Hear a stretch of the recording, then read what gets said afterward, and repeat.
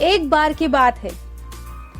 एक बार गांव के बाहर जाते हुए गौतम बुद्ध ने देखा कि कुछ सैनिक तेजी से भागती हुई एक लड़की का पीछा कर रहे हैं। वह डरी हुई लड़की एक कुएं के पास जाकर खड़ी हो गई। वह हाफ रही थी और प्यासी भी थी। बुद्ध ने उस बालिका को अपने पास बुलाया और कहा कि वह उनके लिए कुएं से पानी निकाले, स्वयं भी पिए और उन्हें भी पिलाए। इतनी ही देर में सैनिक भी वहां पहुंच गए। बुद्ध ने उन सैनिकों को हाथ के संकेत से रुकने को कहा।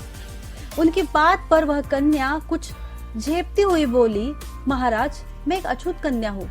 मेरे कुएं से पानी निकालने पर जल दूषित हो जाएगा। बुद्ध ने उसे फिर से कहा, पुत्री, बहुत जोर से प्यास लगी है, तुम पहले पानी पिलाओ। इतने में वहां के प्रदेश के राजा भी वहां आ पहुंचे। उन्होंने बुद्ध को नमन किया और सोने के बर्तन में केवड़े का सुगंधित पानी पीने के लिए पेश किया।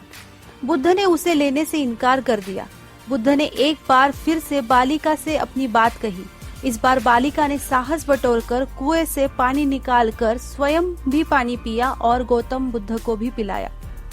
पानी पीने के बाद बुद्ध ने बालिका से भय का कारण पूछा। कन्या ने बताया, मुझे संयोग से राजा के दरबार में गाने का अवसर मिला था। राजा ने मेरा गीत सुन मुझे अपने गले की माला उपहार में दे दी, लेकिन उन्हें किसी ने बताया तभी कि मैं अछूत कन्या हूँ। यह जानते ही उन्होंने अपने सिपाहियों को मुझे कैद खाने में डालने का आदेश दिया।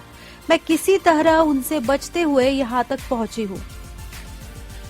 इस पर बुद्ध ने कहा, सुनो राजन, यह कन्या अछूत नहीं।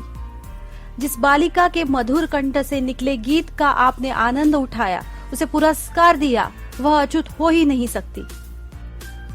कन्या के कर्म मुझे सही लग रहे हैं, बल्कि आपके कर्म और सोच यहाँ सही नहीं है।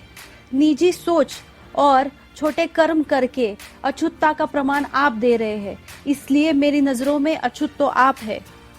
गौतम बुद्ध के सामने वह राजा लज्जित ही हो सकते थे।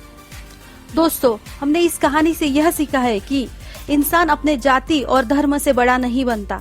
इंसान अपने कर्मों से और बातों से बड़ा बनता है। अपने विचारों से, अपने सोच से और मन में करुणा होने से इंसान बड़ा बनता है। धन्यवाद।